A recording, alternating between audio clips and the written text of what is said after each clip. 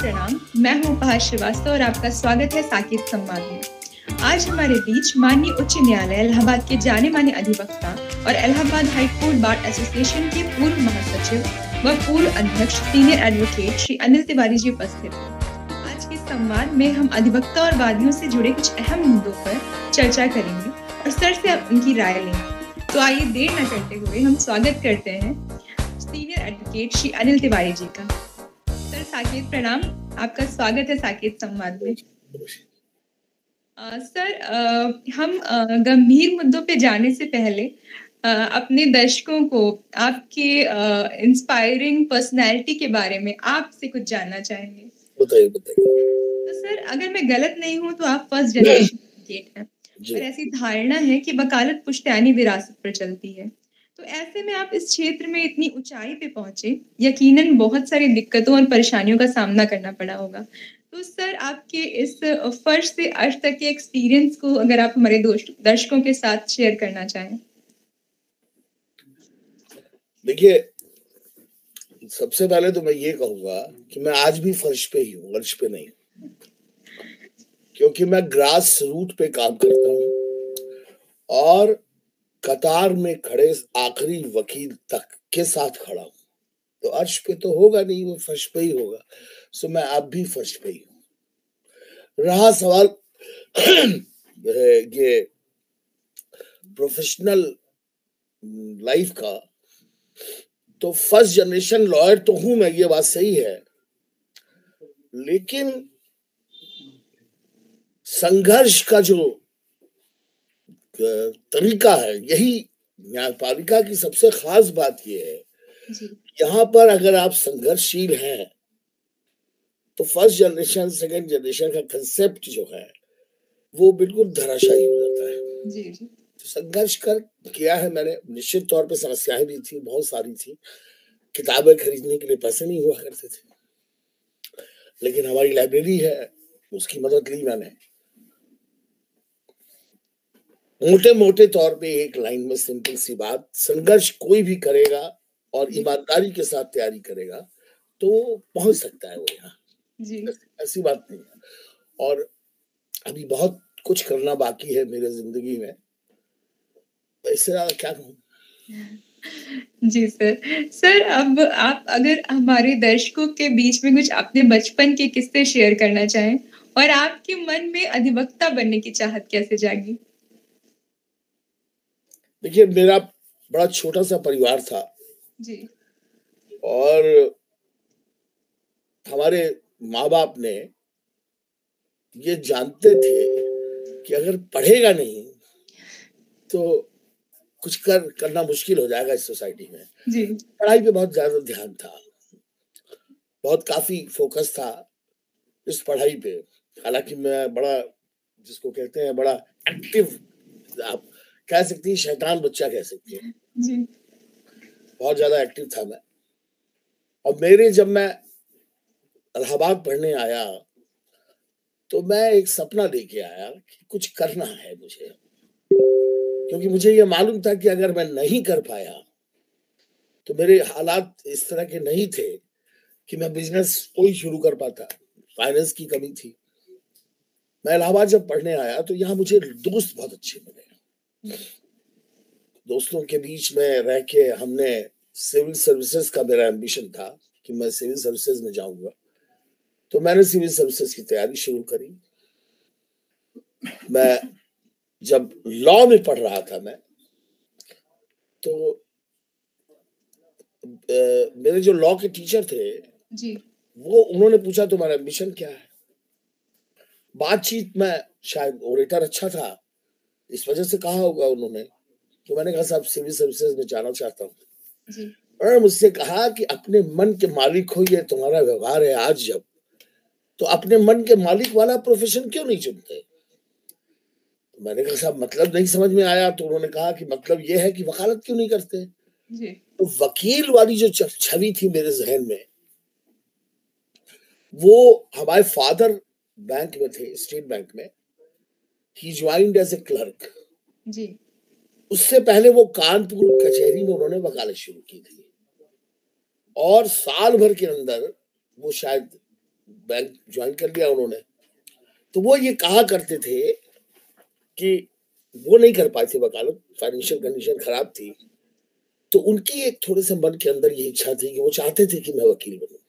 उनकी ये अंदर से, कहते नहीं थे, ज्यादा बोलते नहीं थे। तो जब प्रोफेसर साहब ने ये बात कही तो मुझे बाबूजी की वो बात याद,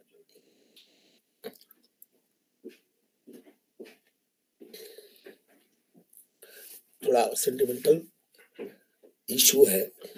जी। एक सेकंड, पानी देना।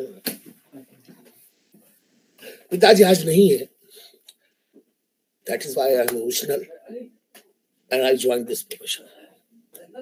टारगेट ये था, बाबूजी की इच्छा पूरी की मैंने। पानी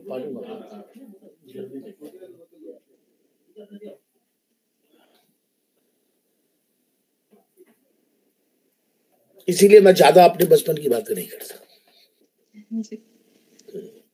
बताए, आगे बता।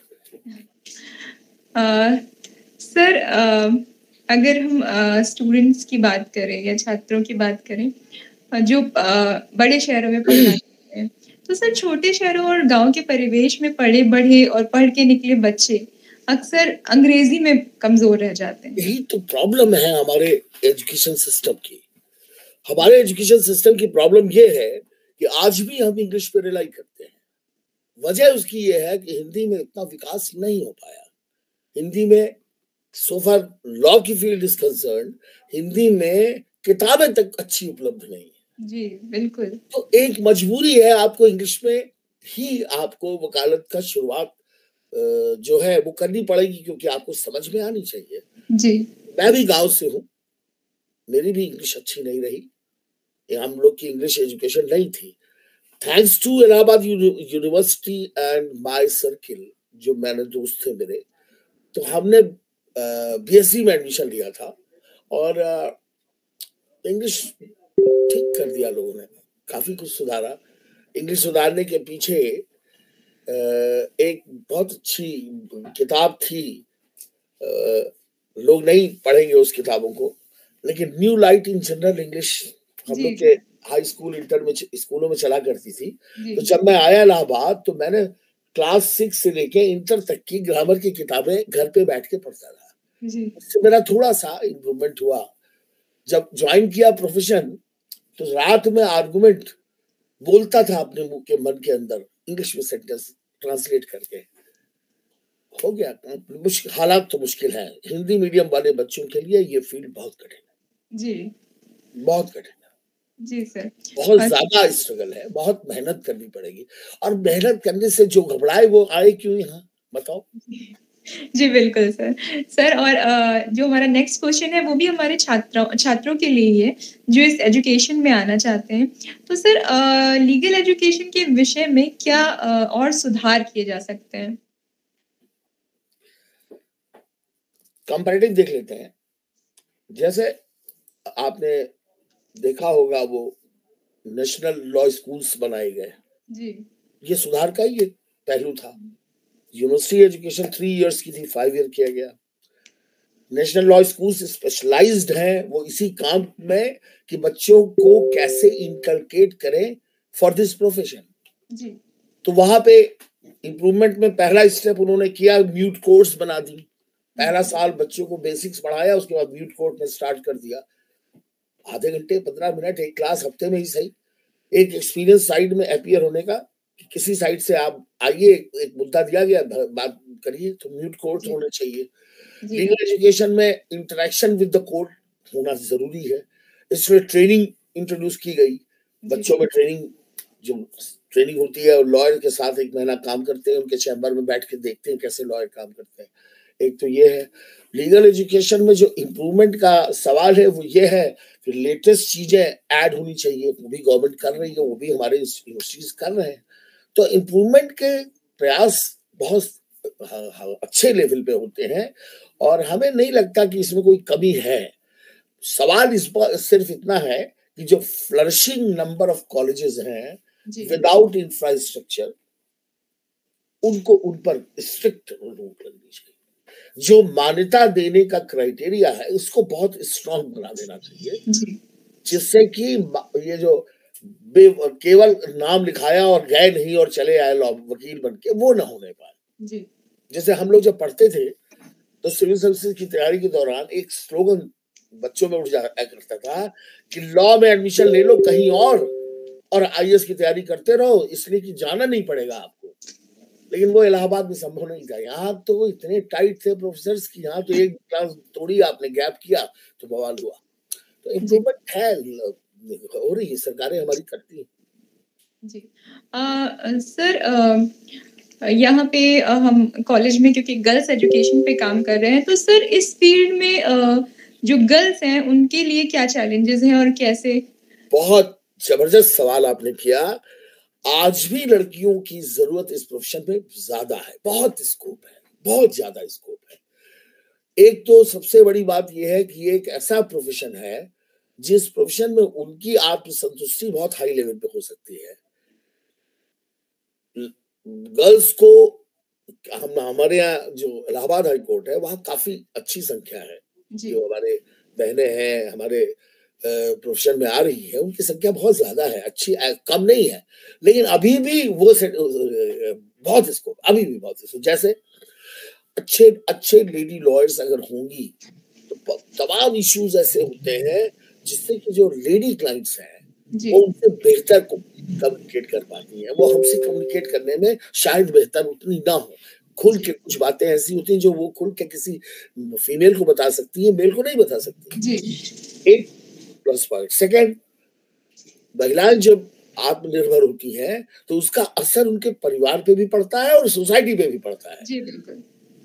तो वो एक दूसरा सोसाइटी को फायदा होता है। तीसरा फायदा ये है कि हमारे यहाँ अगर महिला जज है, अब आप जब देखिए जजेस में एलिवेशंस वकीलों से होते हैं, और आप देखें कि 15-20 वकील अगर होते हैं तो 20 वकील में एक महिला होती है। जी। ये रेशियो भी इसलिए गलत है क्योंकि उनकी संख्या कम है। तो बढ़ेंगी तो महिला जजेस भी बहुत आएंगी। हमारे यहाँ महिला जजेस देख लीजिए आपने, कमाल के फैसले हैं उनके, आश्चर्यजनक ढंग से एनालिसिस है सोसाइटी की, क्योंकि उनको एक्सपीरियंस सोसाइटी से का ज्यादा फील करती है। इमोशनल, बहुत ज्यादा इमोशनल होती है, अटैच होती है सोसाइटी से। तो उनका, मैं तो उनका स्वागत करता हूँ अगर वो आती है इस प्रोफेशन, आना चाहिए उनको। बहुत स्कोप है, बहुत ज्यादा अभी भी।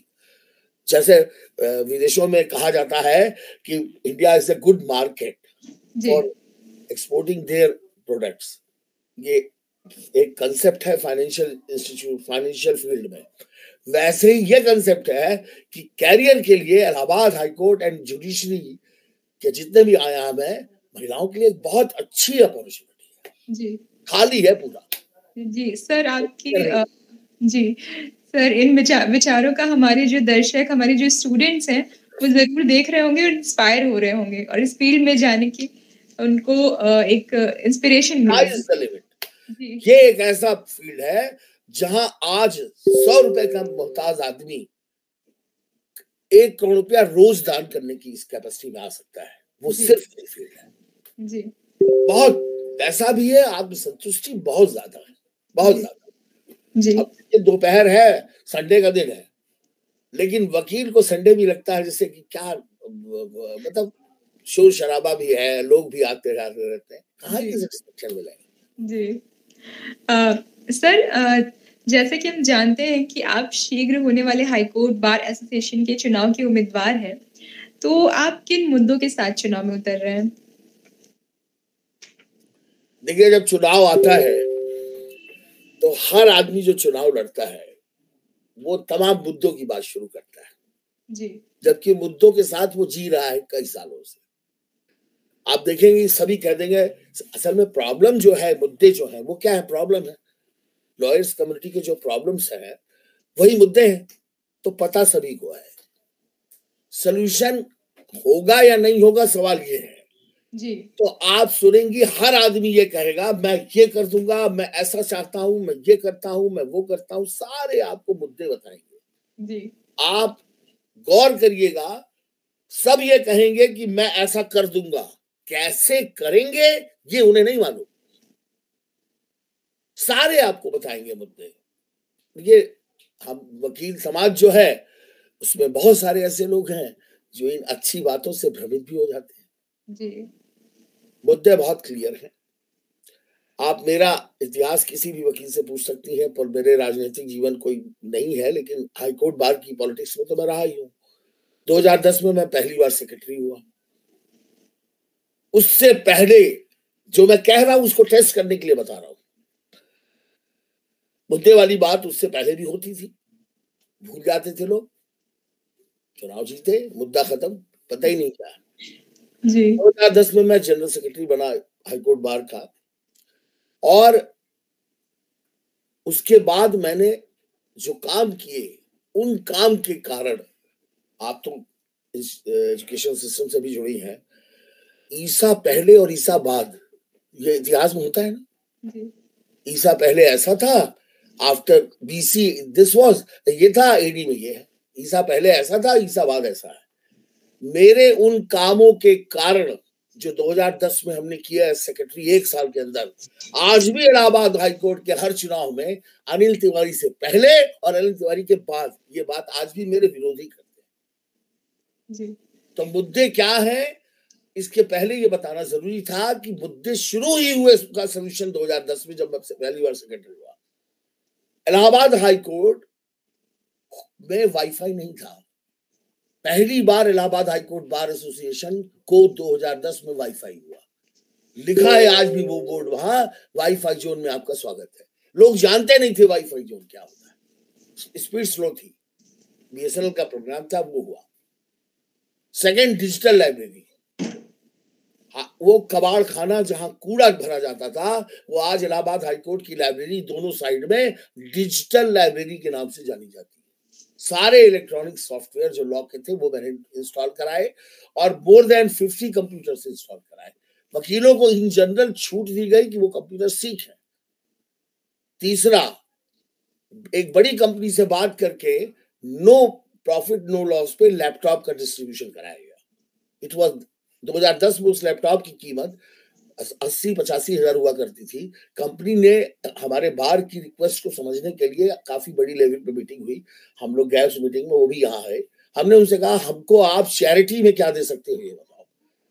तो चैरिटी में जो टैक्सेस लगते थे उन्होंने वो टैक्सेस चार्ज किया, और 10,000 रुपए में लैपटॉप डिस्ट्रीब्यूशन। वकीलों को 10,000 में 2010 में लैपटॉप दिलवाया मैंने। और इलाहाबाद हाईकोर्ट की राजनीति ने ऐसा, विरोधियों ने कहा कि वकील कंफ्यूज हो गया कि ये लैपटॉप है खिलौना है। जिन्होंने लिया उनसे आज भी पूछ लीजिए, वो लैपटॉप स्टिल वर्किंग। ये है, डिजिटल हो गया, लैपटॉप हो गया, ये डिस्ट्रीब्यूशन हो गया, ये सारे काम, कुर्सियां, बहुत काम हुए हैं 2010 में एज सेक्रेटरी। उसके बाद आए 2016 जब मैं प्रेसिडेंट हुआ। 2016 में हमारे यहाँ मेडिकल इश्यूज की प्रॉब्लम बहुत चल रही थी, वकीलों के वेलफेयर स्कीम्स की। हमसे पहले के जो अध्यक्ष थे आर.के. ओझा साहब, उन्होंने एक मेडिकल की स्कीम लॉन्च कराई थी कि मेडिकल को पहली बार उन्होंने ही किया था।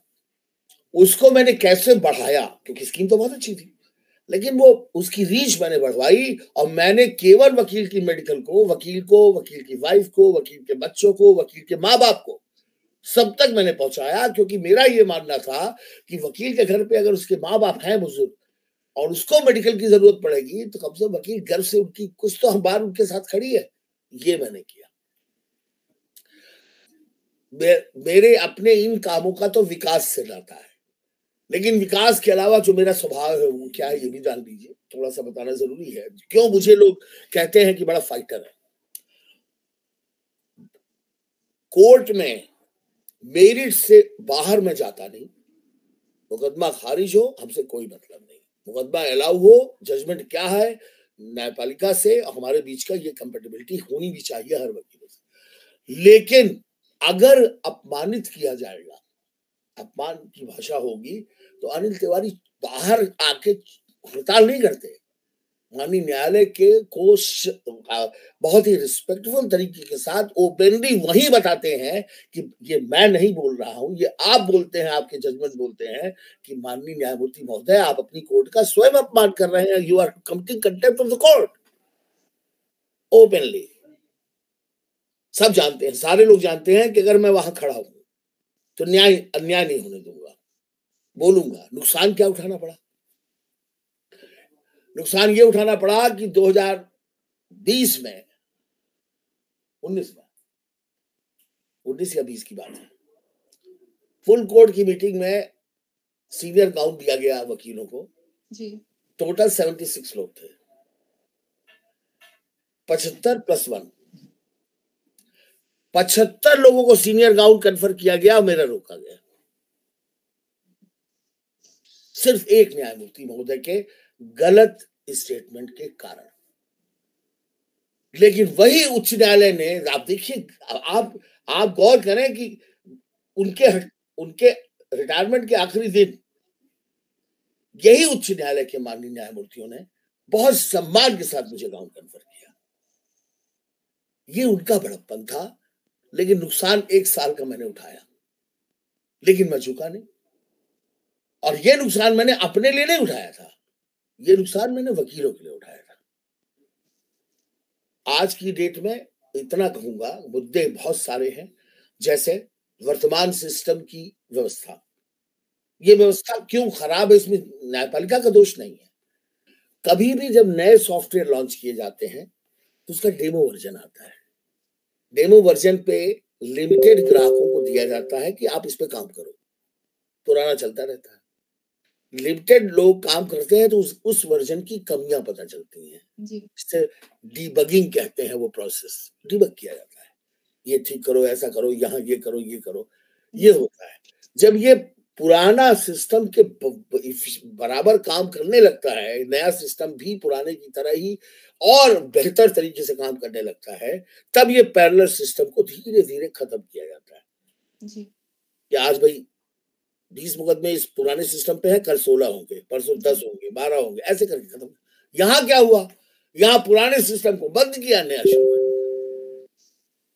तो प्रॉब्लम ये है, ये आपको कोई नहीं बताएगा, कोई इस पर चर्चा नहीं करेगा कि ठीक कैसे होगा। सब कहेंगे मैं ठीक करा दूंगा।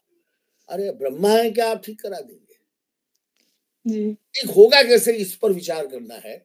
ठीक ये है कि पैरेलल सिस्टम पुराना और नया दोनों, तो कुछ हिस्से में, कुछ कोर्स में नया चलाइए, कहीं आपको लगे भीड़ ज्यादा है, पुराने सिस्टम से काम करिए, धीरे धीरे ट्रांजिशन करिए। फेज का ट्रांजिशन धीरे धीरे होगा, वकीलों की प्रॉब्लम सॉल्व हो जाएगी। एक तो ये है। सेकंड है कि केसेस के संदर्भ में ही बात कर रहा हूं कि जितने हैं वो तो इस सिस्टम के कारण है। तो अब केसेस की बात नहीं करता हूं, व्यवहार की बात करते हैं जी। व्यवहार ये है कि हमारे यहाँ कन्वेंशन है कि हम लोग लिस्ट को रिवाइज करते हैं। 100 केस है जी, पहला दूसरा नहीं आया, रख दिया साइड में।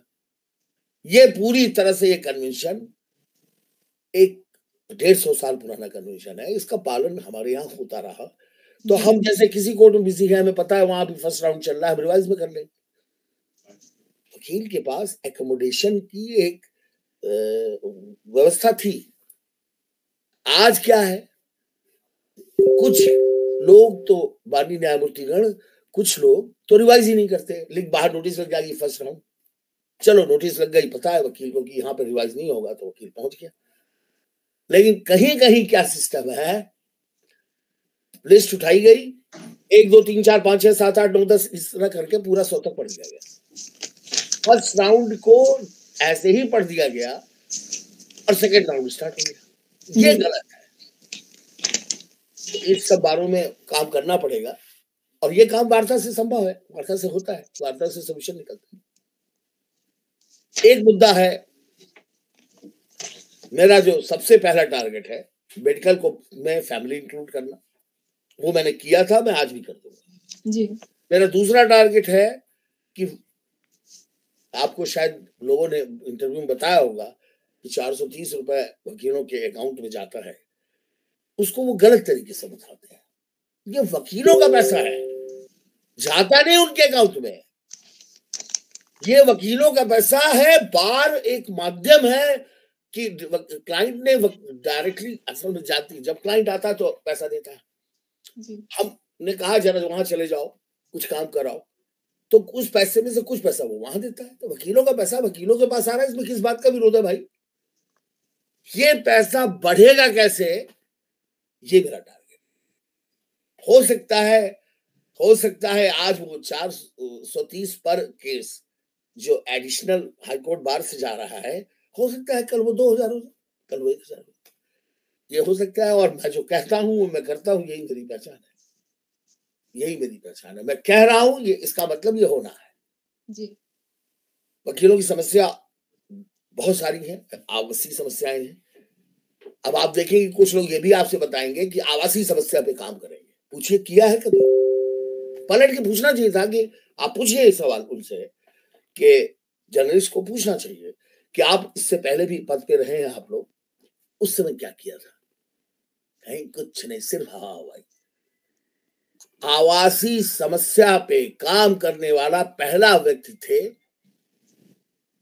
पंडित उमेश नारायण शर्मा, जो अब बीच में नहीं है, with Anil Tiwari as secretary. जब मैं सेक्रेटरी था 2010 में, तो मैं आवासीय योजना का स्कीम लेके आया। गवर्नमेंट ऑफ उत्तर प्रदेश तक वो स्कीम जीएम ने भेजी। हमने कहा सरकार से कि हमको आप फ्री होल्ड लैंड अक्वायर करके सस्ते दामों में दीजिए, हम लॉयर्स की सोसाइटी में हम इसका डिस्ट्रीब्यूशन करेंगे। ये प्रपोजल डीएम के यहाँ से स्टेट गवर्नमेंट तक गया 2010 में जी। आज भी वो प्रपोजल पर कोई कार्रवाई नहीं हुई। किसी भी बार साल भर का टाइम रहता है। 2010 में मैं नया सेक्रेटरी चुना, 6 महीना तो मुझे लग गया अपना पैर संभालने में। बचा 6 महीने में काम किया, टर्म खत्म हो गया। उसके बाद के टर्म में काम होना चाहिए था, परसू करना चाहिए था। अगला जो टर्म आया उसमें कभी परसू नहीं। ये काम सबको करना चाहिए। तो मैं उसको भी प्रेस करूंगा कि वो स्कीम जो वहां पेंडिंग है उस पर कार्रवाई हो जाए। सुप्रीम कोर्ट में ये स्कीम लागू है, ये मैं आपको बता देना चाहता हूँ। सुप्रीम कोर्ट में ऑलरेडी वो स्कीम लागू है। वहां के लॉयर्स को घर दिए गए हैं नोएडा में और दिल्ली में, जिसका नाम है सुप्रीम इनक्लेव। सुप्रीम इनक्लेव के नाम से है, सरकारी डोनेशन है, वो वकीलों को सरकारी मदद दी गई थी, बहुत सस्ते में वकीलों को मिला है। तो जब वहां लागू है तो यहाँ क्यों नहीं? जी बिल्कुल लागू हो सकता है, बड़ा इजीली हो सकता है। हॉस्पिटल की स्कीम लागू हो सकती है, तमाम चीजें लागू हो सकती है। जी। सर, एक सवाल जो बहुत सालों से चला आ रहा है, उच्च न्यायालय के क्षेत्र अधिकार की जो लड़ाई चल रही है, जहाँ एक तरफ प्रयागराज के निकट के क्षेत्र जैसे प्रतापगढ़, अमेठी, इलाहाबाद पीठ के क्षेत्र अधिकार में आना चाहते हैं, और दूसरी तरफ पूर्वांचल अपनी अलग खंडपीठ की मांग कर रहा है। तो सर, इसके बारे में आपके क्या विचार हैं और इसका क्या सकारात्मक अंत हो सकता है? इसको मैं एक दूसरे नजरिए से देखता हूं। मैं इसको मांग के नजरिए से नहीं देखता। इसके पीछे चलिए जी। ये पूरी मांग ही न्यायपालिका को कमजोर करने का एक प्रयास है। अगर ऐसा हो गया तो इसको इस तरह से देख लीजिए कि 5 लकड़ी पतली पतली लेके उसको बांध दीजिए और तोड़िए बीच से, और एक सिंगल निकाल के तोड़ लीजिए। 5 अलग कर दीजिए तो 5 तोड़ लेंगे, लेकिन 5 बंधे हैं तो तोड़ नहीं पाएंगे। इंस्टीट्यूशन अगर सिंगल रहेगा तो मजबूत रहेगा। अगर आप जगह जगह इसको रीजनल स्तर पे बांट देंगे तो न्यायपालिका कोलैप्स हो जाएगी, और एग्जीक्यूटिव चाहती है कि न्यायपालिका कोलैप्स हो जाए। इस कॉन्स्पिरेसी को लॉयर्स को इस नजरिए से देखना पड़ेगा जी। इसलिए मैं इसका पुरजोर विरोध करता हूं। अगर ऐसा है जो बात आप कह रही हैं, तो आज के जमाने में क्या ट्रैवलिंग मुश्किल है? आपसे मेरी बातचीत जूम पे हो रही है, तो distance is not a criteria. Distance का कोई मतलब है नहीं, कहीं से भी बहस हो सकती है। किसी भी अदालत में जूम पे बहस होती है। ऑनलाइन कोविड में 2 साल हम लोगों ने इस पे बहस की है, तो ये कोई इश्यू हुआ नहीं। तो फिर मांग किस बात की है? मांग इसलिए है कि अगर मांगेंगे नहीं, एग्जीक्यूटिव बहुत, देखिए जो नेता होता है ना राजनीति, उसको सबसे ज्यादा खतरा न्यायपालिका से होता है, क्योंकि न्यायपालिका पकड़ के उसको बैठा लेती है, उसके मिसरीड्स को पकड़ लेती है। तो एग्जीक्यूटिव ये चाहती है कि न्यायपालिका कमजोर हो जाए, इसलिए उसको तोड़ने का पूरा ये इस तरह प्रयास होता है। मैं इसके खिलाफ हूँ। सुप्रीम कोर्ट अगर ये हो जाएगा तो हर जिले में एक सुप्रीम कोर्ट दे दीजिए, हर प्रदेश में एक सुप्रीम कोर्ट दे दीजिए। दूरी है, हर प्रदेश में क्यों, हर मंडल पे दे दीजिए। आज मंडल पे होगा, कल लोग कहेंगे हमारे गांव में दे दीजिए। जी। तो ये कोई बात हुई? देश हमारा एक है, इतना बड़ा भी नहीं है, एक टाइम जोन में है हम लोग। Travelling is not required. आप उस पर बहस करिए, ऐप पे बहस करिए, एवरीवेयर लॉयर्स आर अवेलेबल। अच्छे से अच्छा वकील आप फोन पे इंगेज करिए। आरटीजीएस के थ्रू मनी ट्रांसफर होता है, कोई आता है क्या वो जमाना लेके कि चेक ले लीजिए? कोई नहीं आता। फोन करते हैं, फाइल आपके मेल पे आ गई, आरटीजीएस से पैसा आ गया, जिस दिन फोटो खींचनी होगी, दस्तखत होना होगा, जरूरी होगा वकील क्लाइंट की, तो कोई एक बार आ जाए जी। तो ये बिल्कुल गलत बात है जी। सर, जो हमारा अगला सवाल है वो ये है कि हाल ही में हुए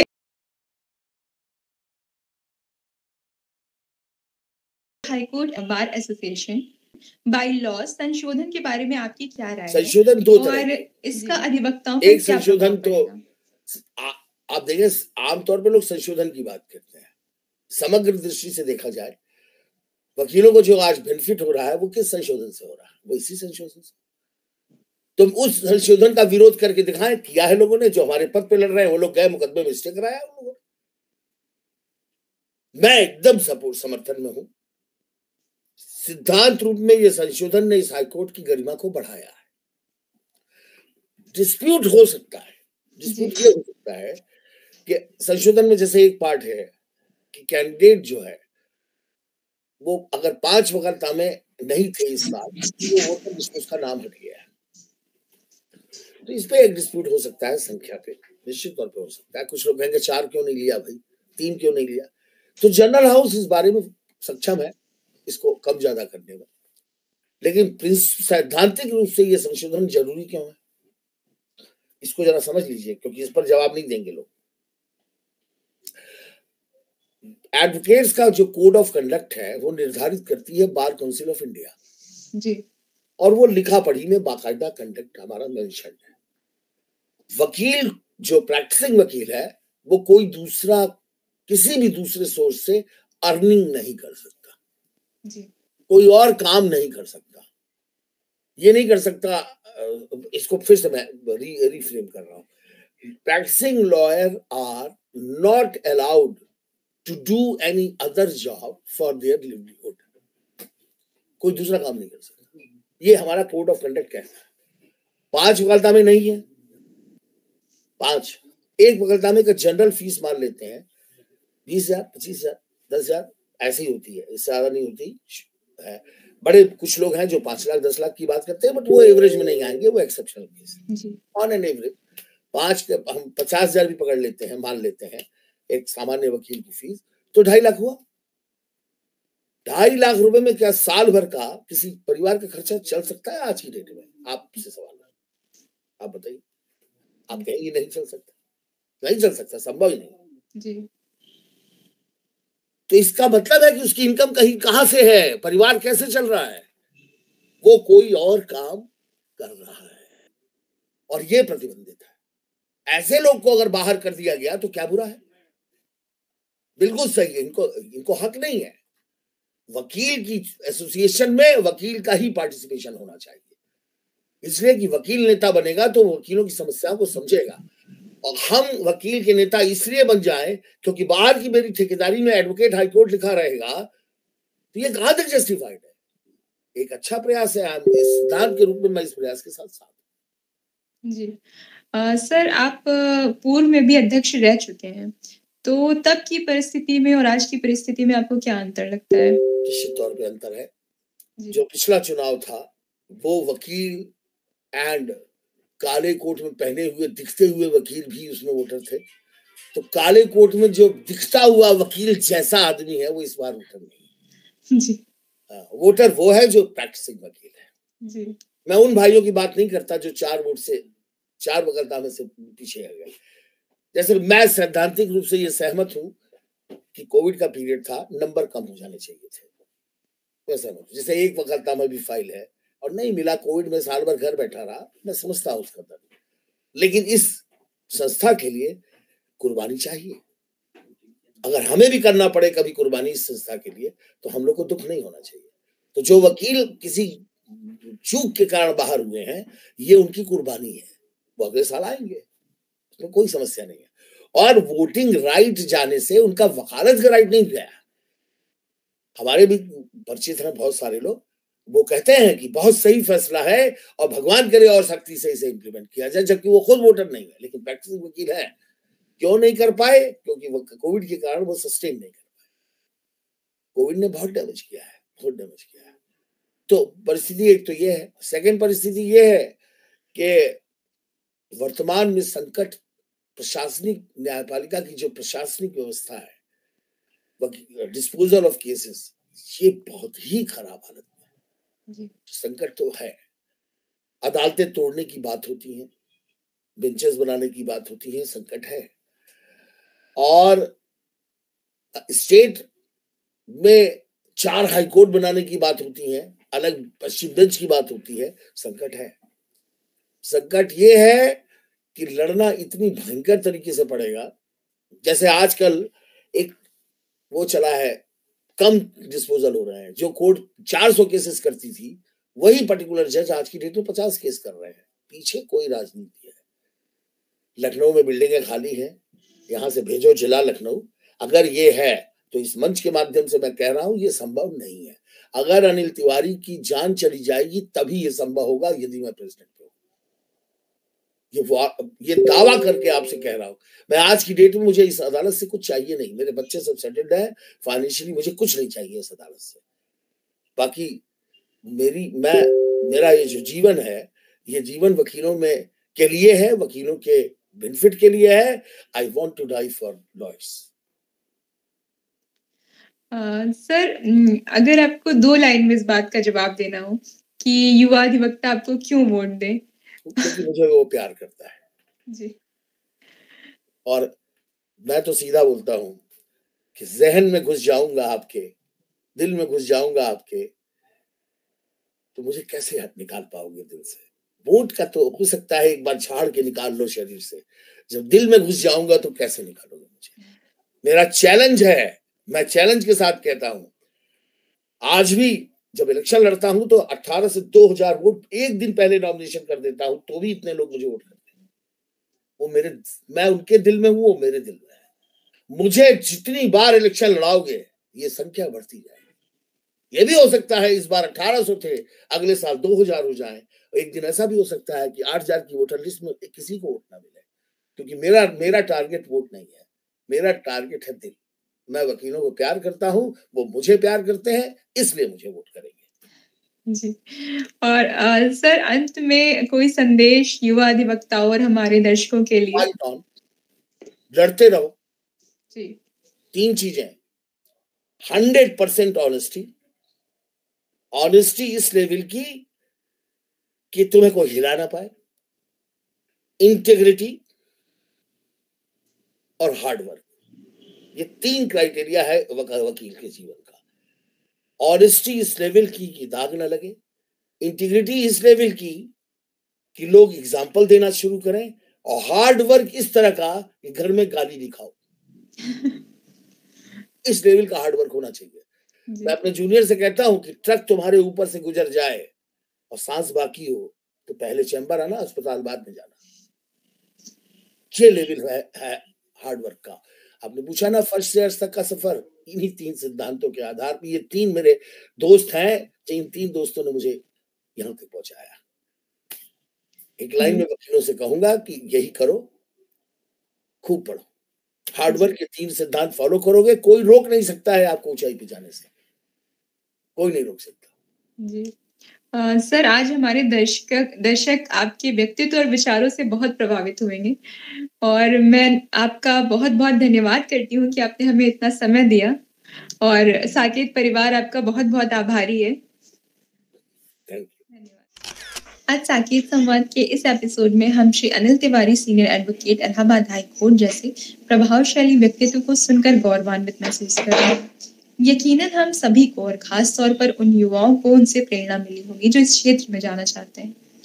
हम पुनः श्री अनिल तिवारी जी का आभार व्यक्त करते हैं और उन्हें आगामी चुनाव में शुभकामनाएं देते हुए इस साकेत संवाद को यही समाप्त करते हैं, और हम आपसे अगले एपिसोड में मिलेंगे किसी एक नए व्यक्तित्व के साथ। तब तक के लिए शुभ रात्रि, शब्बा खैर, गुड नाइट। और अगर अभी तक आपने हमारे चैनल को सब्सक्राइब नहीं किया है तो जरूर करिए, और नीचे दिए गए बेल आइकन को दबाना ना भूलें। साकेत प्रणाम।